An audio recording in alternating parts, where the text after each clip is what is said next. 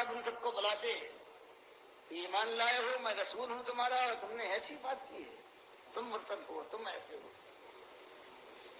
تو اللہ کے نبی صلی اللہ علیہ وسلم کو جو مالک نے دل دیا تھا انصاف والا اور بتایا تھا کہ کونوا قوامین بالقسط شہداء للہ, اور جو آپ کی رحمت تھی جو دل دیا تھا اپنے ساتھیوں کے ساتھ بڑی سی بڑی بات ہو جائے تو انسانیت کی کمزوری کو اور انسانی بات کو آپ پہچاننے والے تھے, بجائے اس کے بھی برا مانے.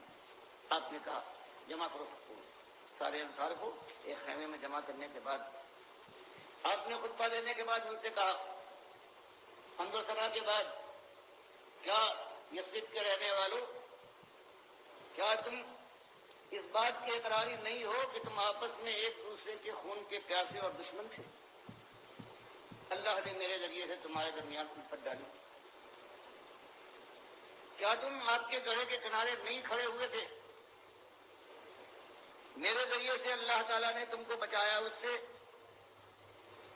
ہر بات پر وہ انصار کہتے جائیں کہ بالکل صحیح ہے, یہ آپ کا احسان ہے اللہ کا, اللہ نے آپ کے ذریعے سے ہم پر یہ احسان کیا ہے, آپ کے ذریعے سے.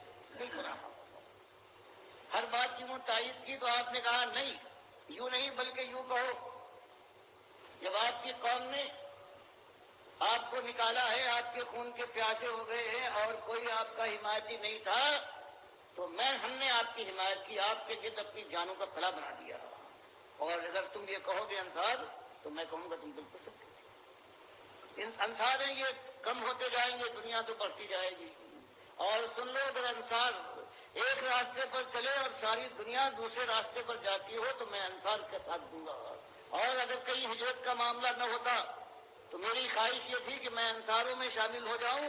تو میرے انصاریوں, کیا تم یہ پسند نہیں کرتے کہ دوسرے لوگ اونٹ لے کر جائیں, گائے اور سونے اور چاندی لے جائیں, اور تم اپنے ساتھ اپنے نبی محمد صلی اللہ علیہ وسلم کو لے جاؤ؟ یہ کہنا تھا کہ چیخ پڑے گی کہ ہمیں اس کے علاوہ ہمیں کچھ نہیں چاہیے. اور روتے روتے ان کے آنسوؤں سے داڑیاں ان کی طرف ہو گئی ہیں ان جوان مردوں کی بدروش کے سرماؤں کی. تو یہ موقع ہوتا ہے, اللہ کے نبی صلی اللہ علیہ وسلم کی طریقہ یہ نہیں ہے کہ اس کے بعد کوئی بات ایسی آ جائے, کوئی ہمارے یہاں بزرگ ہے یا کسی موقع پر ہمارے ساتھ کوئی امر میں سے ہے, کوئی ناظم ہے یا امیر ہے, کوئی ایسی بات ہو جائے اور کہیں اس کے خلاف کوئی بات غلط فہمی ہے کسی بھائی, تو اس کے معاملے یہ نہیں ہوتے کہ بس اس کے پیچھے پڑ جاؤ اور اپنی انا کو انسان کو خیال. اب انا اگر ہونا ہوتی تو سب سے زیادہ مصطفیٰ جو ہے وہ اللہ کے نبی ہو سکتے ہیں صلی اللہ علیہ وسلم پر, جس کے اوپر مومن ایمان لاتا ہے, کلمہ پڑھتا ہے, اس میں شامل کرتا ہے اللہ کے رسول ہے اور اللہ کے بندے ہیں.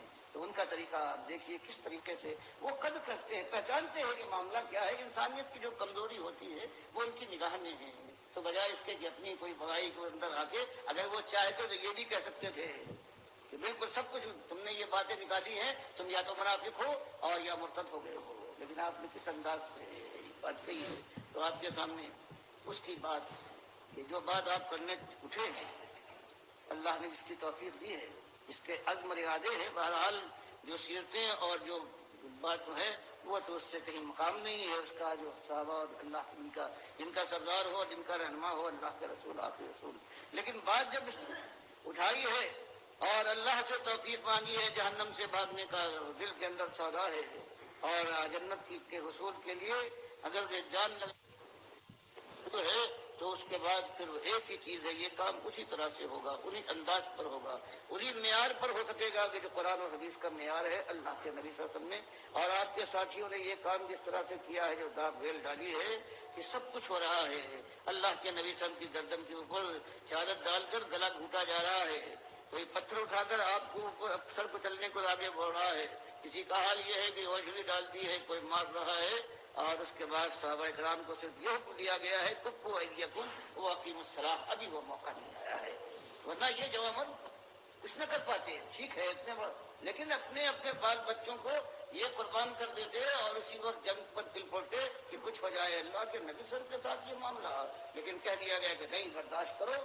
اور یہ دعوت کا مقام ہے, اس کے اندر پھر انتقام کا معاملہ نہیں ہے, بلکہ چوٹے کھاؤ اور سیلاب ہو, اور اس کے بعد زخم کھاؤ, اور اس کے بعد شیرانہ وار چاٹ جاؤ.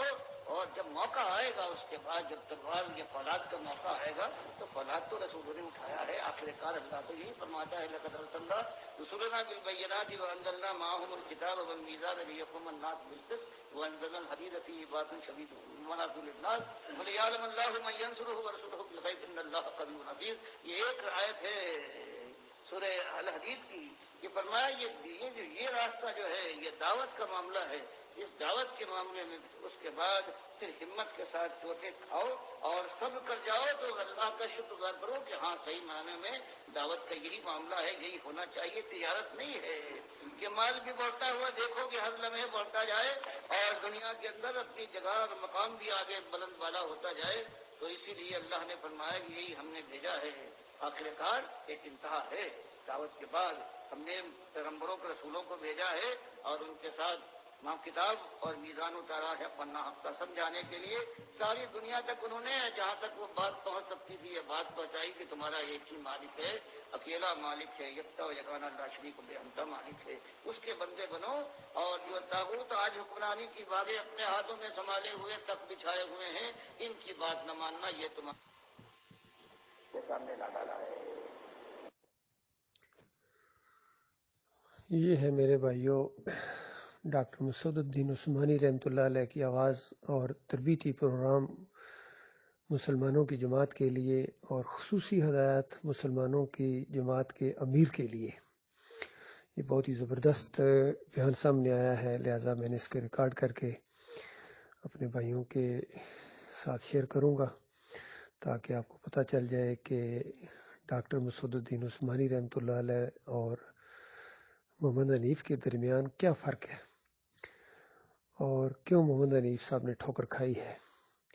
چونکہ ڈاکٹر صاحب رحمۃ اللہ علیہ دائی تھے اور وہ اس دعوت کو اس طریقے سے سامنے لانا چاہتے تھے امت مسلمہ کے جو نبی صلی اللہ علیہ وآلہ وسلم کا طریقہ ہے, صحابہ اکرام کا طریقہ ہے.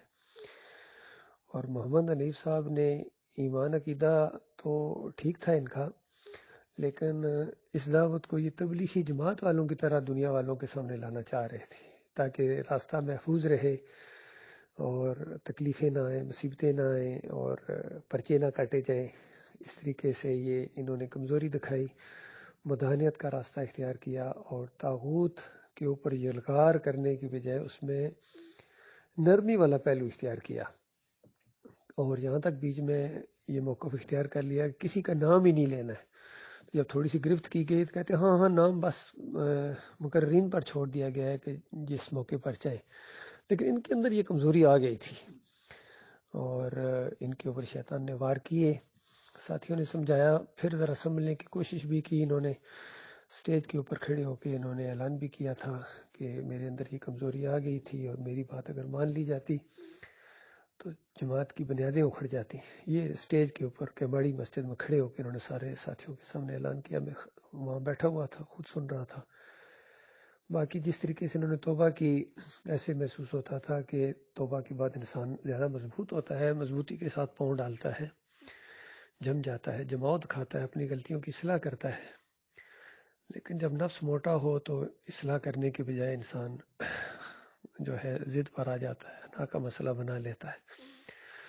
تو اس وجہ سے انہوں نے ٹھوکر کھائی ہے اور پھر ان کے عقیدے کے اندر بھی شرک آ گیا. 2017 کے اندر انہوں نے تنظیمی سجدہ تعظیمی, اور تنظیمی سجدہ اس لیے کہ انہوں نے تنظیمی طور پر اس کو ایمان کا حصہ بنا دیا, تو یہ سجدہ تعظیمی کا شرک ان کے اندر آیا. جب منع کیا, سمجھایا, تو بات سمجھنے کی بجائے کہتے ہیں کہ نہیں اللہ تعالیٰ نے دیکھو ایک صفت عیسیٰ علیہ السلام کو دے دی.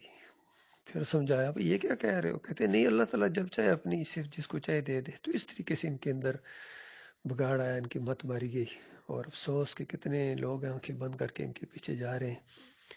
بہرحال ان کی اپنی قسمت, ان کا اپنا نصیب. ہم تو اسی انداز سے آگے بڑھیں گے جس طرح ڈاکٹر مسعود الدین عثمانی رحمۃ اللہ علیہ نے یہ تشریح کی ہے. ابھی اس دور کے اندر ایمان عقیدے کی آواز اٹھائی ہے کہ توحید کی دعوت اٹھے گی, ہر طرف سے مخالفتیں بھی ہوں گی اور پتھراؤ ہوگا, ہجرت کے مقام آواز دیں گے اور پھر اپنی قوم کے اوپر پلٹیں گے اور پھر لوہا آئے گا جس طرح سورہ حدید کے اندر آیا ہے.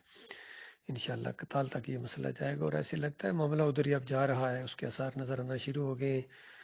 تو یہ جو اسلام آئے گا, نبی علیہ السلام کا دین اور مدینہ ریاست بنے گی, یہ دعوت توحید سے ایمان، تقوی اور جہاد فی سبیل اللہ، قتال فی سبیل اللہ سے آئے گا اس امت کے اندر، کیونکہ ایک امت مشرک بن گئی، ان کی اکثریت مشرک بن گئی ہے، ان کے عقیدے میں شرک ہے۔ کوئی جماعت ایسی نہیں، کوئی مسلک ایسا نہیں، کوئی ملک ایسا نہیں جہاں خالص 100% ایمان خالص ہو، ہر ایک کے اندر شرک ہے، بریلوی ہوں، دیوبندی ہوں، اہل حدیث ہوں، سلفی ہوں، اور اب یہ محمد حنیف صاحب کا گروہ ہو، ان کے اندر شرک آ گیا، اندازہ لگائی ہے۔ باقی جو لوگ بچ گئے ہیں، اللہ کے بندو، پھر منظم ہونے کا اللہ نے آپ کو موقع دیا ہے، تو یہ دعوت بھی آپ کے سامنے ہے۔ یہ ہے ہمارے لیے تربیتی پروگرام، ڈاکٹر عثمانی رحمۃ اللہ علیہ کے ساتھیوں کے لیے یہ تربیتی پروگرام کا ایک حصہ ہوا کرے گا ہمارا، انشاءاللہ جب کبھی ہم یہ تربیتی پروگرام کریں گے تو اس میں خاص کر مسلمانوں کی جماعت کے امیر کے لیے اس میں بہت بڑی رہنمائی ہے کہ یہ نہیں کہ ذرا سی بات ہو جائے اور اپنے ساتھیوں کے اوپر کفر و شرک کے فتوے لگانا شروع کر دو اپنی انا کے لیے، بلکہ سمجھداری کے ساتھ، دانائی کے ساتھ قدر کرو اپنے ساتھیوں کی، خاص کر پرانے ساتھیوں کی جنہوں نے اللہ کے راستے میں ماریں کھائی ہوں، اللہ کے راستے میں جیلیں کاٹی ہوں، اللہ کے راستے میں سر تھیلی پر رکھ کے کفن باندھ کے آگے چل رہے ہیں، اور ان سے وہ جب آپ کو سمجھا رہے ہوں بلکہ وہ صحیح بھی ہوں، یعنی اگر وہ غلط بھی ہوں تب بھی ان کی اصلاح کرو، اتنی سختی نہ کرو، لیکن جب وہ صحیح ہیں پھر آپ ان کے اوپر سختیاں کر رہے ہو۔ تو محمد حنیف صاحب نے یہی کیا۔ پرانے ساتھی جو اللہ کے راستے میں جان دینے کے لیے آگے بڑھ رہے تھے، انہوں نے جب ان کو سمجھایا کہ شرک نہ کرو، تو بجائے اس کے کہ ان کی بات سنتے، اور خاص کر ایسے ساتھی جنہوں نے اپنی زندگی کی جوانیاں آپ کے ساتھ لگا لی، آپ کے اشاروں کے اوپر دوڑتے رہے، اور وہ جب آپ کو یہ سمجھا رہے ہیں کہ شرک نہ لاؤ، جماعت کے اندر شرک نہ لاؤ، تو بجائے اس کے کہ بات سمجھنے کے انہی کے اوپر سختیاں شروع کر دی، انہی کو باغی اور انتشاری کہنا شروع کر دیا، اور مرتد کے فتوے لگانا شروع کر دیے، اور ظالمانہ انداز سے ان کے خلاف ہر چیز کر رہے ہیں، مسجدوں سے نکال رہے ہیں، دھکے دے رہے ہیں، اندازہ لگاؤ۔ تو یہ ان کی بربادی ہوئی ہے۔ اللہ تعالیٰ ہمیں اس ذلت کے انجام سے بچائے بھائی۔